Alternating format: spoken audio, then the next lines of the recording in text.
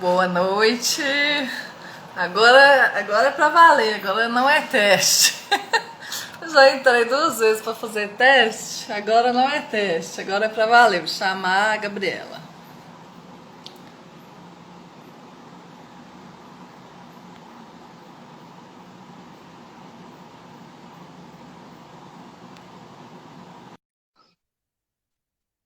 Renata, agora é o oficial. A gente tava fazendo teste. As meninas foram buscar o material, agora elas vão entrar. E a luz Agora tá valendo. Agora o STJ tá todo de plantão aí, ó. Olha lá, a Renata falou, ó, boa noite, o link para certificado. Eu não sei se o pessoal vai assistir, quem estiver assistindo, quem entrar, o link para o certificado é esse. Vai valer como mesa redonda, eu não sei se conta como atividades complementares para vocês, né? Ó, o Vital, gente, o Vital, mesa redonda, ó, eu acho que conta como atividades complementares, não sei, aí vocês têm que verificar. Lindas, amo. a gente não Eu consegue também achei. ver, Elas são... a gente não consegue ver como Nós, uhul. comentários. Você não consegue, não? Não. Ai, que triste. O Felipe entrou de novo, ó, procurador do município de Leme. Poliana Araújo. A Folhinha. Poliana. Gente, vocês marcam o tempo, vocês estão pro Instagram. Às vezes ele desliga na nossa cara, mas não tem problema, não, tá? Tá bom, vai dar tudo Dá certo. uma hora. É. Dá uma hora ele desliga da nossa cara. Eu vou fazer a introdução, aí depois vocês ficam à vontade, vocês olham, precisa de olhar, fala. Deixa eu contar pra vocês, eu dou aula olhando aqui, ó. Eu vou olhando, vou Obrigada, viu? falando. Quiser É, ajudar. eu olho, aí eu falo, aí eu vou lembrando os exemplos, né? Aí a manga cai no meio da aula, vocês estão... A Betânia entrou, ó. Maria Campos. Maria Cândida. Olha que legal, gente. Então é isso. Eu vou só fazer a introdução, aí vocês ficam à vontade, pode tocar música, passar vídeo, dançar, falar. O Pode Vital tá deixar. mandando pros amigos. Manda mesmo, ninguém pode perder, não. Isso aí é épico. É isso aí. É isso aí. E vai ficar gravado também, né, Gabriela e Giovana? Aí depois o pessoal pode ver e tal, que o tema é muito importante. Então, introduzindo. Eu sou Shirley, professora titular na Universidade Federal de Berlândia. Estou como coordenadora de curso substituta. Sou filha do Zé Antônio da Vera. Sou esposa do Hernani, que foi reconhecido internacionalmente pela pesquisa em engenharia elétrica por um estudo da Universidade de Stanford. Está no site da U, tá? Não sou eu que estou falando, não. Então, eu sou orgulhosa esposa de um pesquisador reconhecido internacionalmente. Isso é importante falar, porque muitas vezes nós não damos valor para quem está 1 centímetro na nossa frente. Nós vamos longe, às vezes, para beber água suja. Presta atenção nisso. Direito brasileiro precisa levar em conta as circunstâncias que formam a realidade brasileira. Eu não estou aqui a dizer que nós temos que fechar as portas para qualquer intercâmbio. Os intercâmbios são altamente saudáveis. Eu, por exemplo, já estudei várias línguas, eu não estudei à toa, né? Então, esses intercâmbios são saudáveis, mas é preciso valorizar a Universidade Federal de Berlândia, valorizar a oportunidade que vocês têm, que eu também tenho, porque toda relação é bilateral ou multilateral. Cada um entrega algo, cada um leva algo também. Eu aprendo muito com vocês e eu sou muito grata por isso. Fiquei muito feliz com essa oportunidade de fazer essa live sobre improvidade com a Giovana e com a Gabriela. Eu adoro coisa nova, detesto mesmice, detesto rotina, detesto repetição. Então, todo mundo que tem ideias e que aceita o convite, para mim, tem um lugar especial no meu coração. Ai, Ah, eu amo muito a oportunidade da docência, mas amo demais quem se arrisca, porque o progresso se faz com a coragem desses brasileiros, brasileiras e de outras nações, mas agora eu estou a fim de falar de brasileiros. Desses brasileiros e brasileiras que se arriscam, como vocês estão fazendo. Isso me deixa muito feliz, tá? Então sejam todos muito bem-vindos, todas muito bem-vindas. É com muita alegria que nós vamos conversar hoje sobre improbidade e aplicação dos elementos que configuram a improbidade aos agentes políticos. Gabriela e Giovana, se apresentem e fiquem à vontade. Eu aqui estou para aprender e estou para dar apoio, tá bom? Obrigada. Tá bom. Obrigada. Tadinha, amiga. Boa noite, pessoal. Meu nome é Gabriela Teixeira e eu sou filha do seu Olímpio e da Dona Hermínia. Tenho 14 irmãos e sou de Salinas. Que linda! Boa noite, gente. Me chamo Giovana Soares. Eu sou filha do José Mendonça e da Valdenice Soares. E eu sou do norte de Minas também, sou de Buritizeiro. E tenho mais 4 irmãs. E, professora, muito obrigada pelo convite, pelo espaço que a senhora cedeu para a gente poder ter essa conversa, poder ter esse diálogo. O assunto da live é muito legal, é muito interessante, né? E, assim, é sempre bom, sempre soma muito para a gente, principalmente, né, o direito administrativo em si. Nós somos alunas da UFO, nós somos alunos do direito, nós estamos no 8º período. E é isso, a gente vai começar aqui conversando sobre isso. Muita gratidão, professora. O assunto da live é a aplicabilidade da lei de improbidade administrativa aos agentes políticos. Bora lá. Antes de conceituar improbidade administrativa, devemos saber o que é improbidade, que é a qualidade daquele que não é probo, daquele que não é honesto. Então, significa desonestidade, corrupção.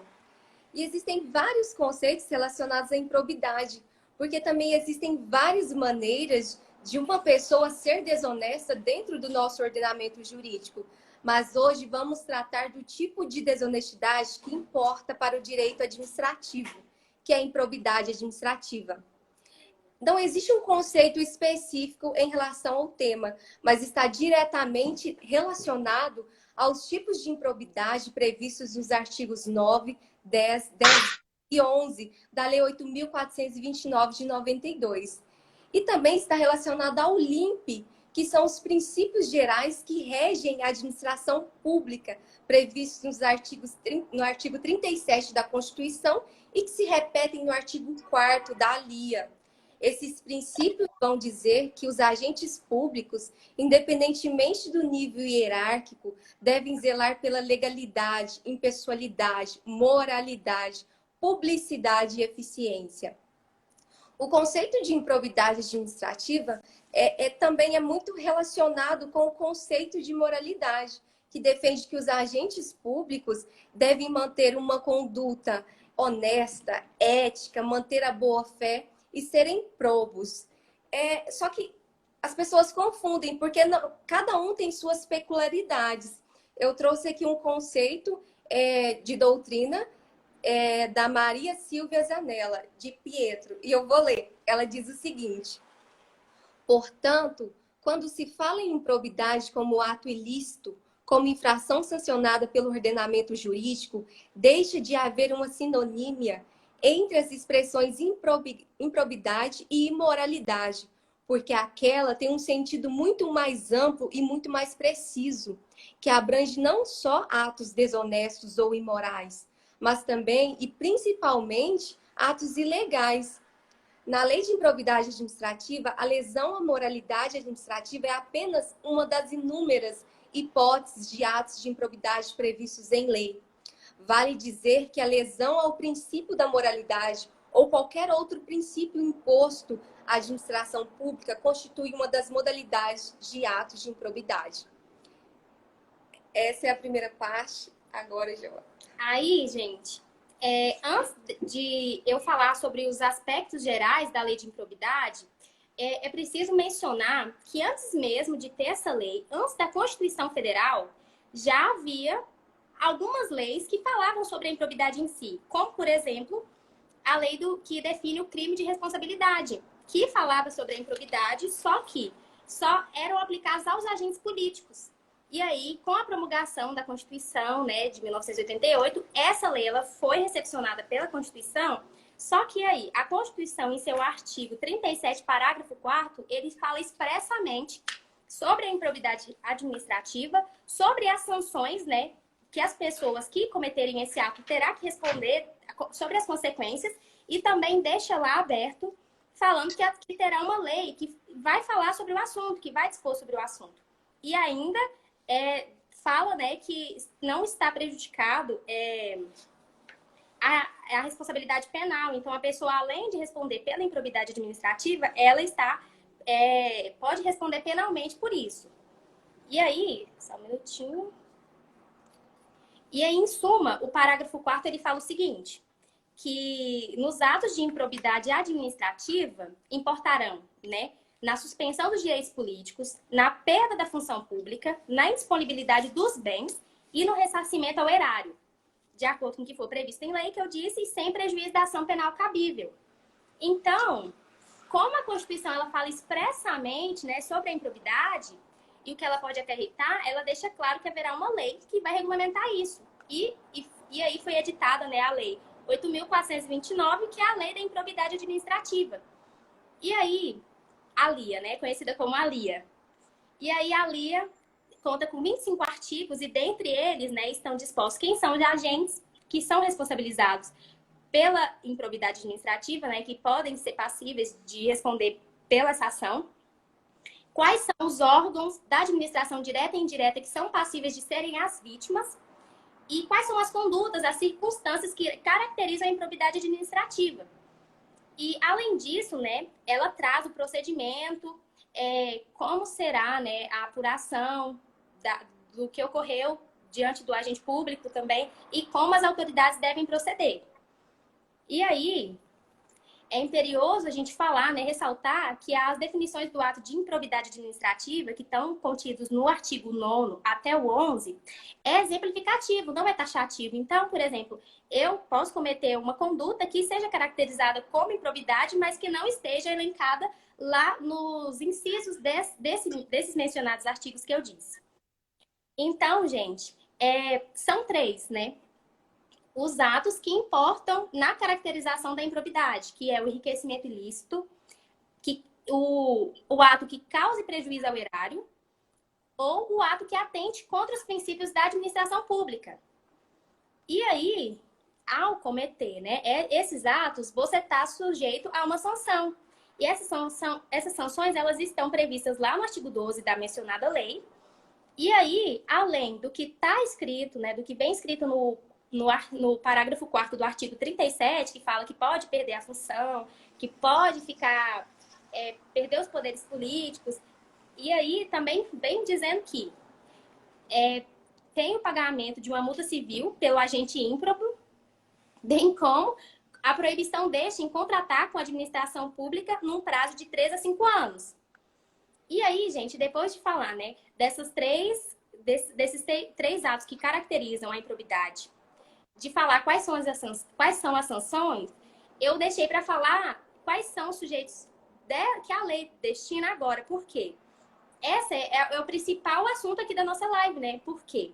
Em que pese não tenha controvérsia na lei jurisprudencial e doutrinamente falando sobre o sujeito passivo, que são aqueles contra os quais são praticados os atos de improbidade, há muita controvérsia jurisprudencial, principalmente, e doutrinária, sobre quem são os agentes ativos da lei de improbidade administrativa. Ela fala, né, nos artigos 1º ao 5º, quem são esses sujeitos. Mas aí falam que os sujeitos da lei de improbidade administrativa são os agentes públicos, sejam eles que façam prestem esse serviço de maneira transitória ou ainda que de forma gratuita, sem remuneração, ou ainda o terceiro, né, que concorra na prática desses atos, comissivamente ou omissivamente, né? E aí,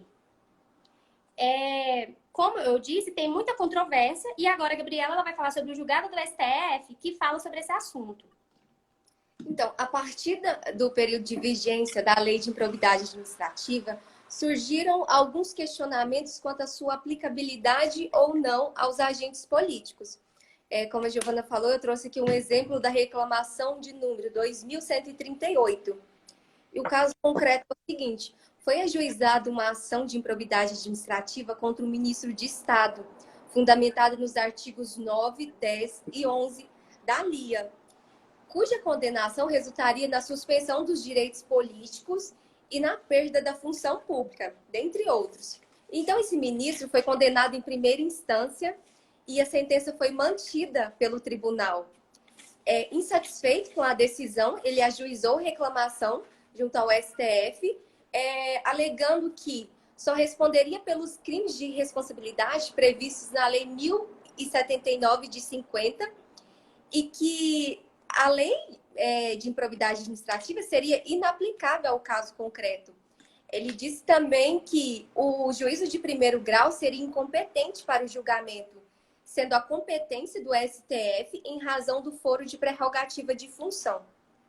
O STF julgou em 2007 a reclamação procedente com o fundamento de que os juízes de primeira instância são incompetentes para julgar a ação de improbidade administrativa contra agente político, que possui prerrogativa de foro perante o STF, e que o ministro de Estado, por se submeter a normas especiais de responsabilidade, não responde pelo regime comum da LIA.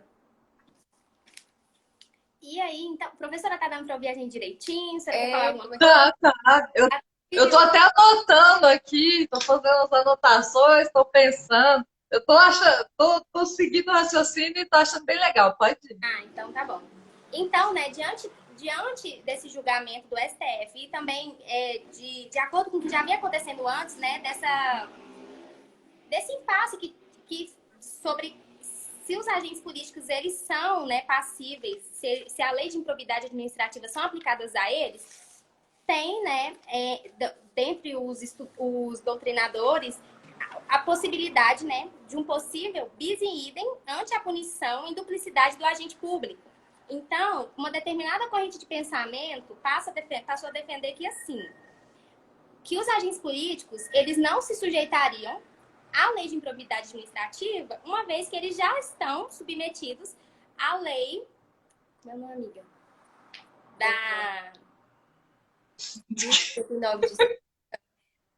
A lei de crimes de responsabilidade. Isso, a lei que fala sobre o crime de responsabilidade, né? E aí, uma vez que eles já estão submetidos a essa lei, eles não vão ficar submetidos à lei da improbidade administrativa. Por quê? Elas tratam do mesmo assunto para esses estudiosos, né? Eles tratam do mesmo assunto, só que são direcionadas a pessoas diferentes. Então, a lei de improbidade é direcionada aos agentes públicos e a lei dos 1079 crimes de responsabilidade são destinadas aos agentes políticos. Então, essa última que eu disse, ela é, tipo, específica e a primeira é geral, né? Então, a específica ela é aplicada em detrimento da geral.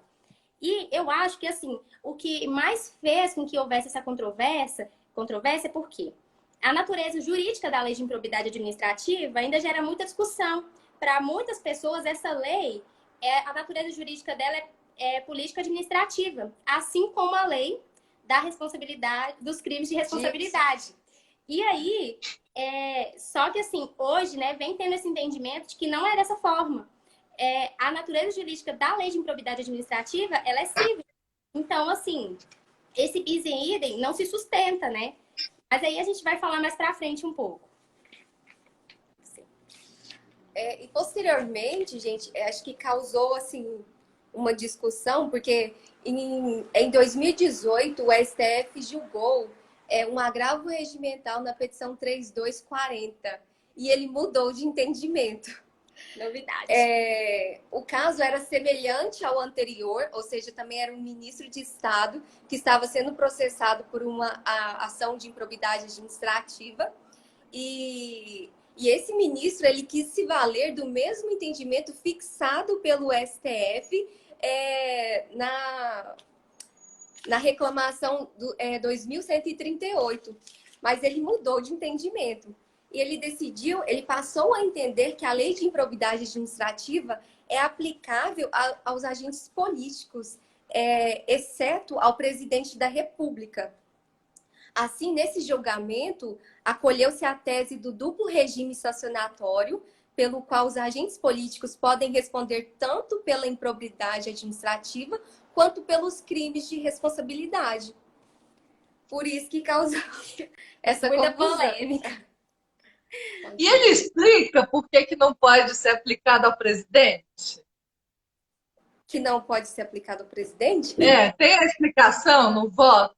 Por que que a lei de improbidade não pode ser aplicada ao presidente ou não? É por causa do artigo da Constituição, não é? Porque o Do artigo presidente, 37? é o 37, não é? É o 37 ou 102, que ele tem que ser julgado pelo STF. Eu não tenho a resposta, eu tô só perguntando. Então, Eu quero só. porque está anotei disposto, aqui. né, na Constituição Federal que... agora eu não sei se é o artigo 37 ou 102. A Constituição está aberta aqui, vamos olhar. Não, amiga, Olha lá, pode olhar. É artigo 52. Compete privativamente ao Senado Federal, inciso 2, processar e julgar os ministros do Supremo Tribunal Federal. Não. Inciso 1, processar e julgar o presidente e o vice-presidente da República nos crimes de responsabilidade, bem como os ministros de estados, os comandantes da Marinha, do Exército e da Aeronáutica nos crimes da mesma natureza conexo com aqueles. Então, isso. Mas vocês não falaram que a ação de improbidade tem natureza civil? Me ajuda a entender. Mas é Uma coisa é crime, outra coisa é civil, não é? Sim, eu penso que é questão da competência, né? Também, para julgar os crimes cometidos, ou senão é pelo foro privilegiado. É pelo foro de prerrogativa. Mas não pode ter ação de improbidade no STF? Entendeu o que eu tô falando? Eu não tenho a resposta, eu só tô raciocinando. Não, faz sentido. Porque olha pra você ver. Presta atenção, vê se vocês concordam comigo. E aí não é obrigada a concordar, não. Eu até... Lembra que na aula eu falo assim, não acreditem em mim? Uhum. Discordem de mim? Porque o progresso só faz com uma... Eu falei essa semana, eu acho. O progresso só faz com uma desobediência respeitosa e com o coração cheio de gratidão. Não falei nisso? Sim, verdade. Foi na turma de vocês ou na de manhã? Eu acho que eu falei, filho. Às vezes eu nem falei, mas acho que eu falei. Então, assim, presta atenção. Se os chefes do executivo exercem função administrativa e função política, certo ou errado? Certo. Certo. Se eles exercem função administrativa, para mim, incide lei de improbidade. O pressuposto exerce função administrativa a qualquer título. Vocês falaram temporário, provisório, duradouro, permanente, efetivo, contratado, gratuito, convocado, igual mesário, né? Mesário em eleição, que é particular em colaboração. Eu estou só raciocinando, eu não tenho a resposta, tá? Por que o presidente estaria excluído? Está lá nesse julgado, essa exclusão? Está julgado.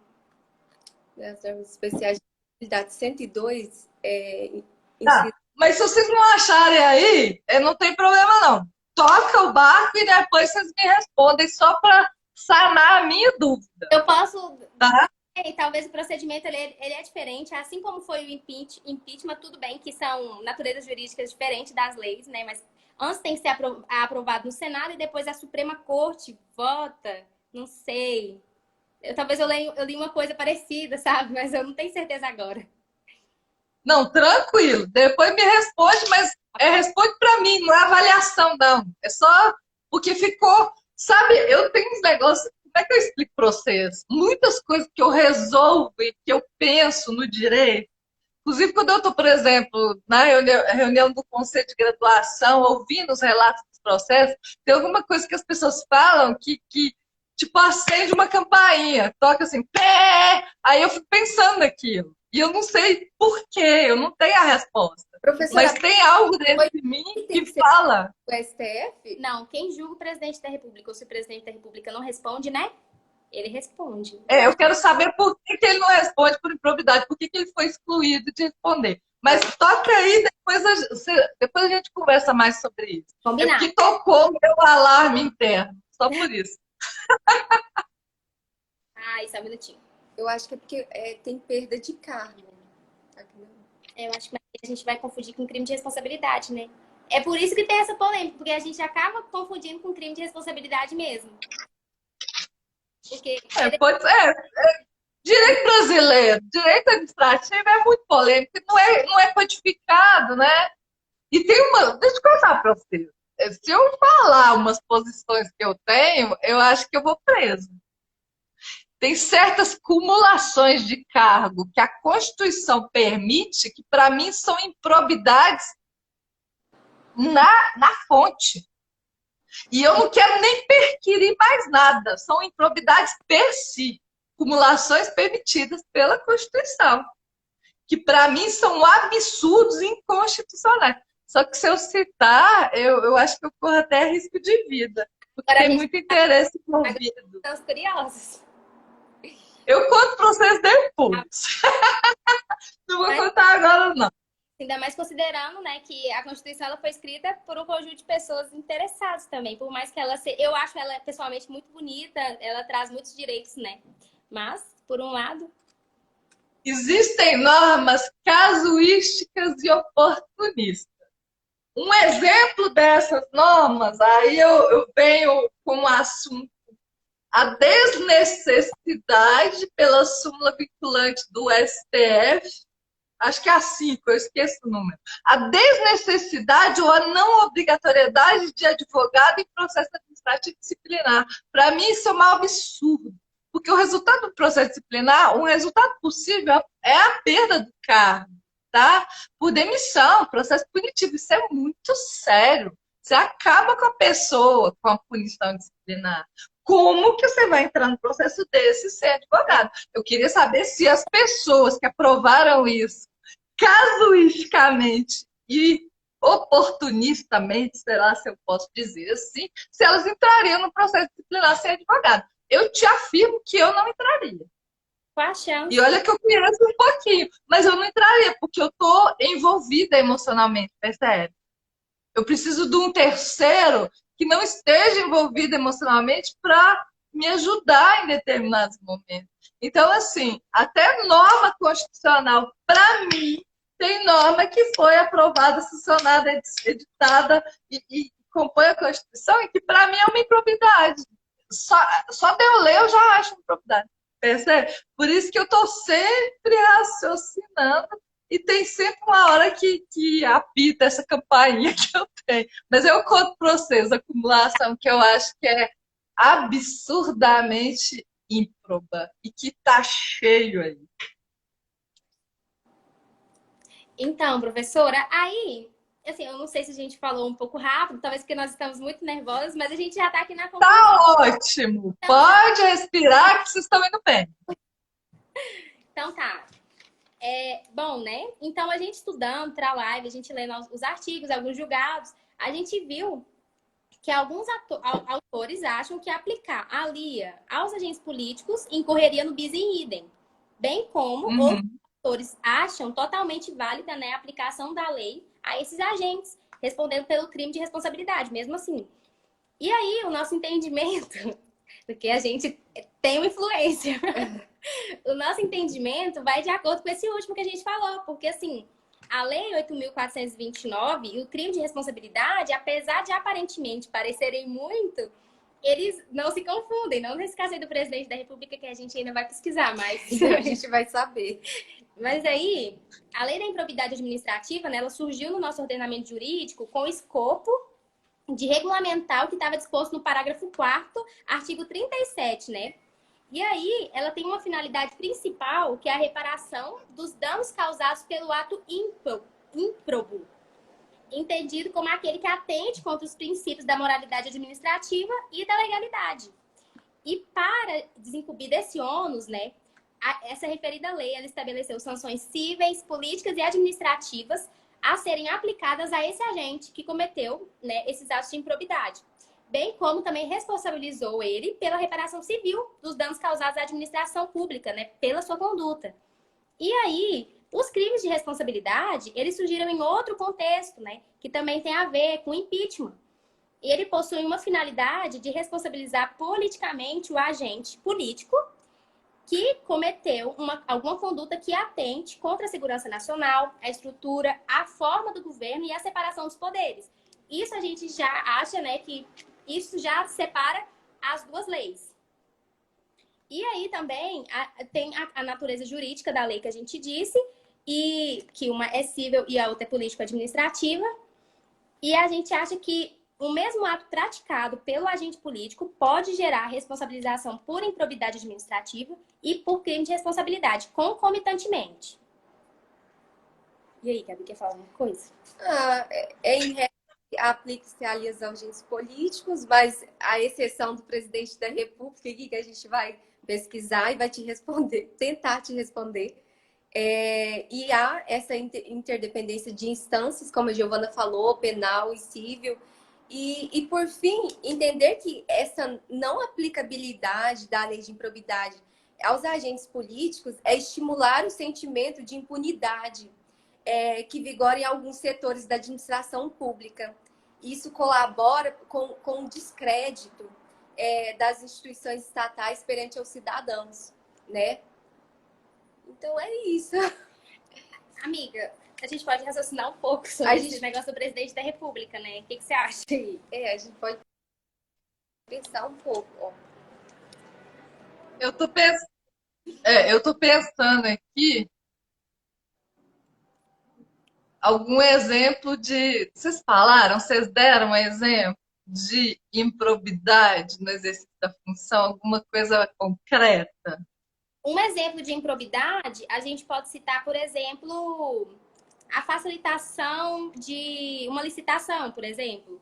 Eu estou organizando, né, a licitação de uma empresa pública e aí eu facilito para a Gabriela, por exemplo. Olha, coloca esses valores, você vai ganhar a licitação. Esse é um tipo, né, de improbidade administrativa. Esse caso do ministro também que eu citei, ele foi condenado aos artigos 9, 10 e 11. E ele usava das aeronaves para circular, para fazer as viagens e, tipo assim, livremente, sabe? O que mais, Giovana? É escancarado esse, né, Gabriela? Nossa Senhora! É algo assim. Será que a pessoa acha que ninguém vai descobrir, gente? Ai, eu sei de umas histórias que eu não posso falar aqui na live, não, mas depois a gente conversa, tá? Sei. Principalmente em cidade pequena, né? Que o pessoal pinta e borda, mas é muito difícil. Assim, pensando melhor sobre o presidente da República, será que seria porque ele ocupa talvez um cargo muito alto, por ele ser o chefe de Estado, o chefe do setor administrativo? Será que seria por isso que ele não responde pela lei de improbidade? E tem uma posição especial, homogênea, que é só a seu tempo. Minha luz amarela tá acendendo de novo. Ele é que tem que dar um exemplo, percebe? Para mim é o seguinte, e aí eu não sei a resposta, não. Eu vou esperar vocês pesquisarem e eu vou aprender junto. Mas presta atenção. Lembra que nós falamos das funções jurídicas e funções materiais do Estado essa semana? Quais são as funções jurídicas do Estado? Criar e aplicar o direito. É a função política. Então, são 4. A legislativa, a administrativa, a jurisdicional e a política. A improbidade se aplica à administrativa. Assim, olha como que é a minha cabeça. Para mim, a improbidade é inerente à função pública. Ela se espalharia, a possibilidade de improbidade se espalharia a qualquer agente que exerce função pública. Eu pensei, por exemplo, um juiz responder por improbidade, percebe?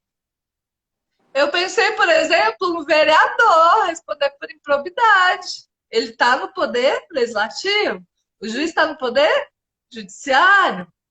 O reitor, por exemplo, da universidade pode responder por improbidade, porque aí, obviamente, ele está no Poder Executivo, Administração Indireta, Fundação Universidade Federal de Uberlândia, uma fundação pública federal, regime de autarquia federal.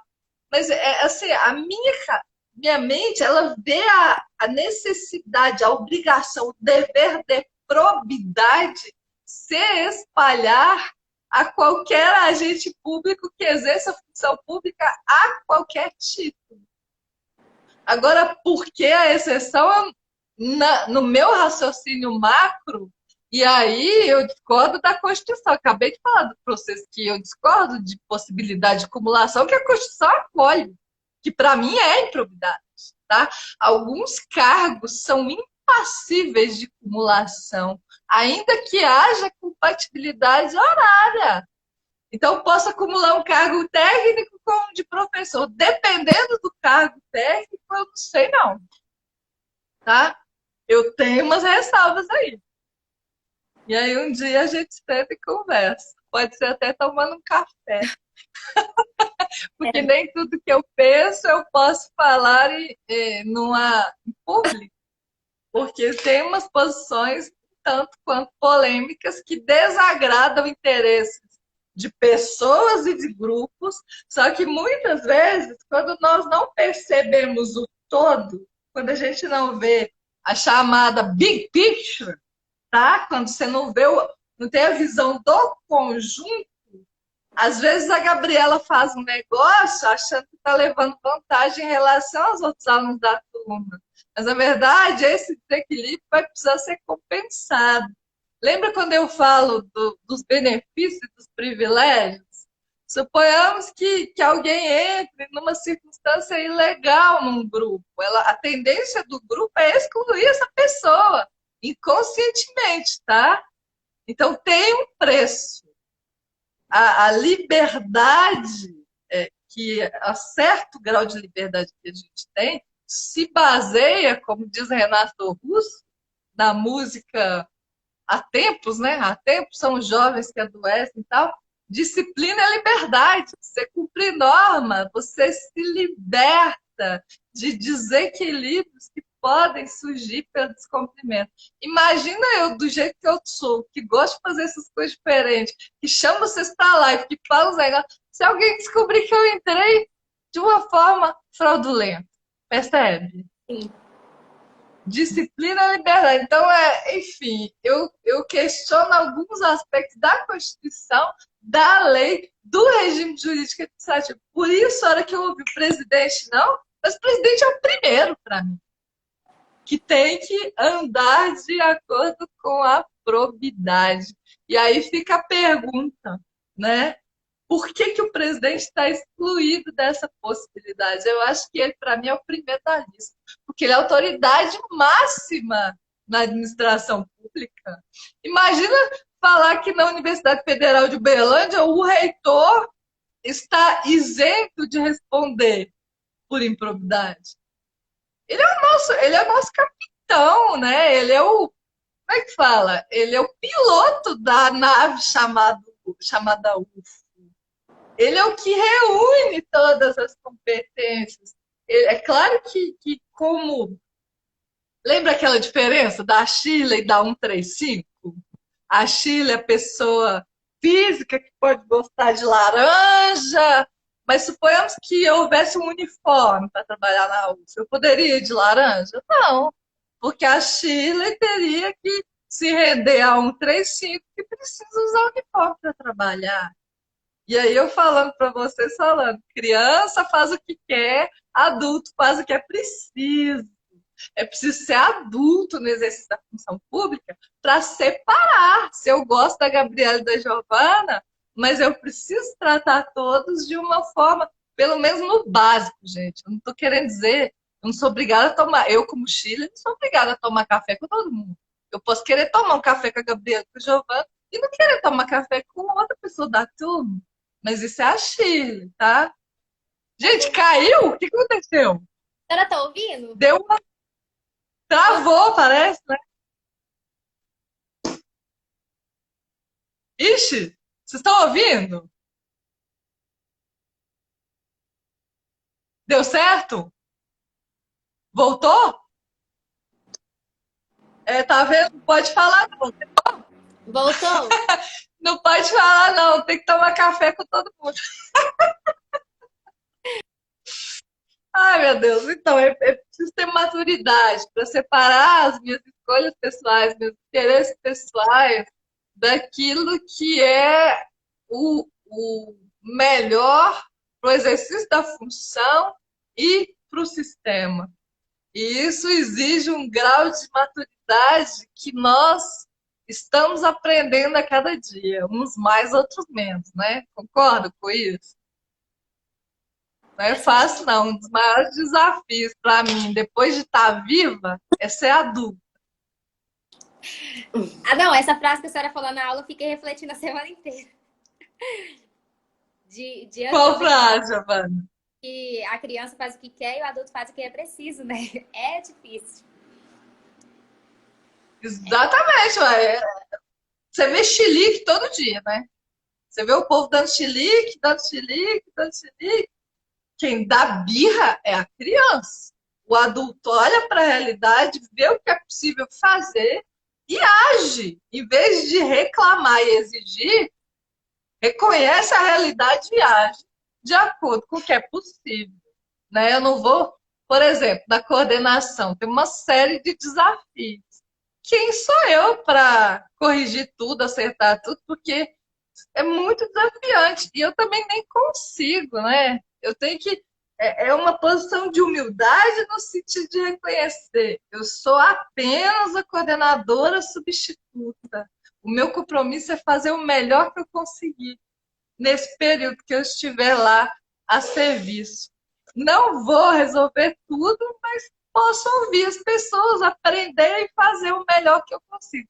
Se cada um tiver uma postura assim, né, e muitas vezes é muito desafiante, eu não sei se já participaram de reunião de conselho, como representante discente ou no estágio, as pessoas entram em discussões, em brigas, que muitas vezes não tem nada a ver com direito, com a técnica, mas tem a ver com aquele movimento interno daquela pessoa. Se você pensar, você nesses 8 períodos, você já se deparou com algum professor que estava batendo o pé num assunto e aquilo ali era um movimento interno dele. Não tinha nada a ver com a turma, não tinha nada a ver com a UF, né? Algumas declarações que às vezes a gente faz. Vocês também. Tem gente que às vezes reclama comigo de uma forma que você vê que a pessoa está no movimento interno dela. Aquela manifestação dela não tem nada a ver, às vezes, com a atividade avaliativa ou comigo. Mas nem sempre a gente consegue separar, né, gente? É um desafio muito, muito grande. Mas, enfim, eu acho que a gente aprende nas relações. As relações são uma oportunidade de crescer e eu não tenho respostas. Eu tenho muitas perguntas. E olha que eu sou bem mais velha que você. Eu não tenho resposta. Às vezes na reunião na quarta-feira, durante o relato, por exemplo, o desligamento de estudantes, às vezes 10 períodos, naquela questão de cota, sabe? É um assunto muito delicado. Não é fácil você se posicionar, não. É muito delicado relatar, tem vários aspectos envolvidos. Como que foi essa avaliação no início? A pessoa está 10 períodos, como que, entendeu? Será que a administração dormiu? Será que houve falha na avaliação? Será que realmente houve fraude? Eu tinha muitas perguntas enquanto eu ouvia o relato, tá? Não acho Professor, eu sei questões. que não tem a ver assim, com a ação da nossa live, mas eu posso falar um pouco sobre isso? Porque assim, eu Pode falar, claro que pode falar. assuntos de contexto racial e tudo mais. E assim, quando saiu essa notícia das cotas raciais, do fraude, eu fiquei assim perplexa, com muita raiva de todas as pessoas brancas que eu vi exposta. Só que aí, né, aquela coisa daquele momento de explosão, você pensa, nossa, quantas pessoas realmente que são negras poderiam estar ocupando esse espaço dentro da faculdade? Porque eu e a Gabi, nós somos negras. Mas assim, a gente vê pouquíssimas pessoas brancas dentro da FADI, por exemplo. E aí, depois, refletindo um pouco melhor, eu acho que essa questão das cotas raciais no Brasil ainda é uma questão nova, que precisa ser discutida. E quando a gente entrou, por exemplo, era uma autodeclaração, né? Então, naquela época, ainda que pouquíssimas pessoas tinham consciência racial, eu mesma me declarava parda, mas hoje eu me entendo como preta. Então, assim, muda, né? Eu acho que muita gente, por exemplo, se achou no direito de se declarar pardo, ai, porque meu avô é pardo, minha avó é negra. Hoje a gente vê que isso é ridículo, não tem nada a ver. Mas lá naquela época, a discussão era outra, o pensamento era outro, sabe? É isso que eu penso.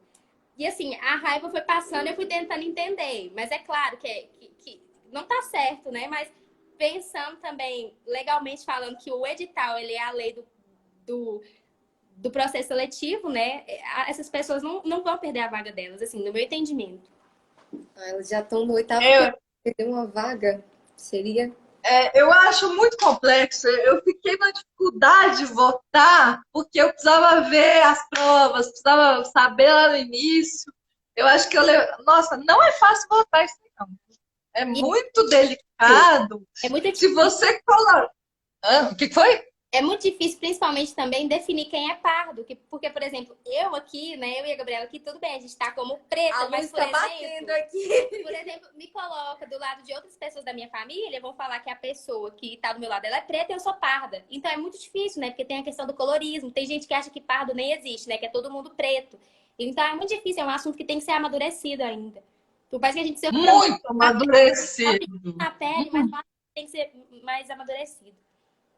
Principalmente considerando a nossa alma coletiva, que não foi curada e que deve muito a esse passado.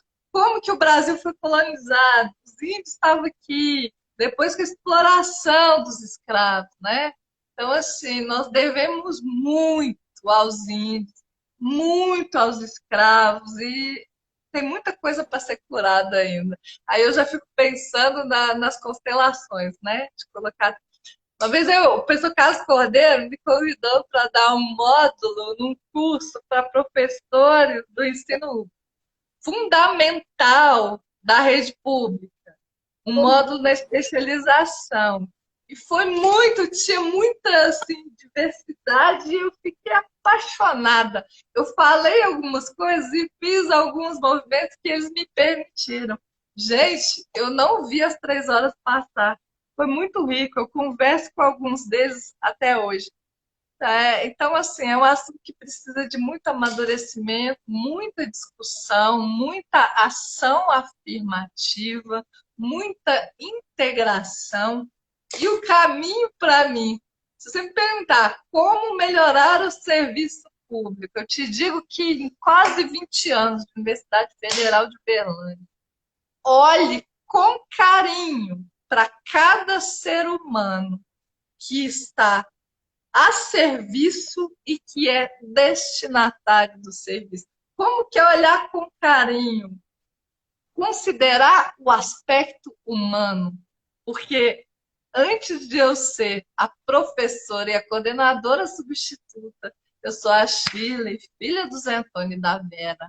Se isso não for visto, acolhido e respeitado, eu ouso dizer que todos os conflitos que nós temos nos processos administrativos e judiciais envolvem dores internas de cada humano que integra as relações. Tá? Eu ouso dizer que quem comete improbidade precisa olhar para a dor da sua criança. Verdade. Eu ainda acho isso. Então, aquela música, né? You may say I'm a dreamer, but I'm not the only one. Eu sonho, mas eu não só sonho, eu faço.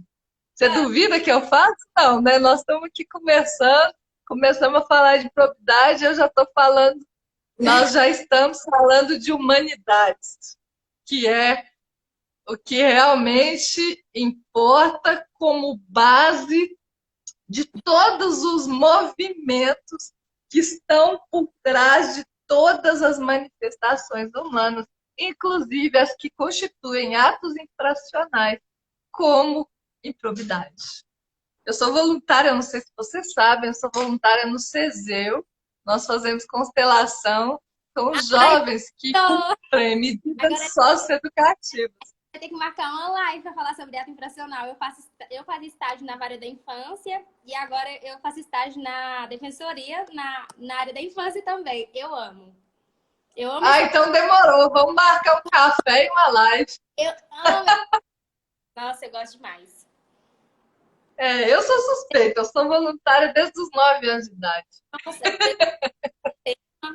sobre a aplicação da lei, aplicação da lei, sobre a aplicação da medida de internação, né, aos adolescentes que cometeram um ato infracional análogo ao crime de tráfico de drogas, né? Por que aplica tanto essa medida de internação? Eu gosto muito do assunto. Vamos lá no CESEU quando voltar. Tô Eu morrendo de saudade. fiquei um pouco mexida. Eu sou muito de energia, então não sei. Nossa, se você entrar no lugar certo, você vai sair de lá melhor do que você, tá? E aí depois a gente conversa disso. Eu posso estar arrasada, eu saio de lá melhor do que eu entrei. Os assuntos são muito pesados, os temas são muito pesados e envolve inclusive autocuidado físico, tá? Eu não posso comer qualquer coisa antes para lá, porque senão passa mal mesmo. É. Mas é muito legal. Então, gente, vocês querem falar mais alguma coisa ou a gente pode encerrar? A gente quer agradecer pela oportunidade de fazer a live com a senhora. A gente está muito feliz, né, Giovana? A gente estava muito nervosa, a gente confessa, mas você passou muita segurança, muita tranquilidade, sabe? E então foi melhor para a gente. Com Ficou mais certeza. segura. Muito obrigada, professora. Essa live foi muito descontraída. Foi muito bom para a gente poder aprender. O assunto ele é complexo, ele é controverso. Às vezes a gente se confundiu aqui. Mas, assim, é isso, né? A gente vai continuar estudando sobre o assunto. Hoje é uma coisa, amanhã é outra e é assim. É isso mesmo. Então, eu agradeço também a oportunidade de estar com vocês. Quero dar um abraço pessoalmente em cada uma, quando for possível. O café, estão convidadas, tá? A gente combina. E eu admiro quem tem coragem para se expor num cenário tão desafiante como é o nosso. Maravilha. Nós temos coragem de expor as nossas pessoas, os nossos pensamentos nesse cenário desafiante. Beijo para cada uma. É uma honra e uma alegria. Agradeço ao papai e à mamãe de cada uma por emprestar vocês para a Universidade Federal de Uberlândia. Em nome da universidade, é uma honra e uma alegria ter a família de cada uma de vocês conosco. Um grande beijo, boa noite, até a próxima. Beijo. Beijo, Até. tchau. Tchau.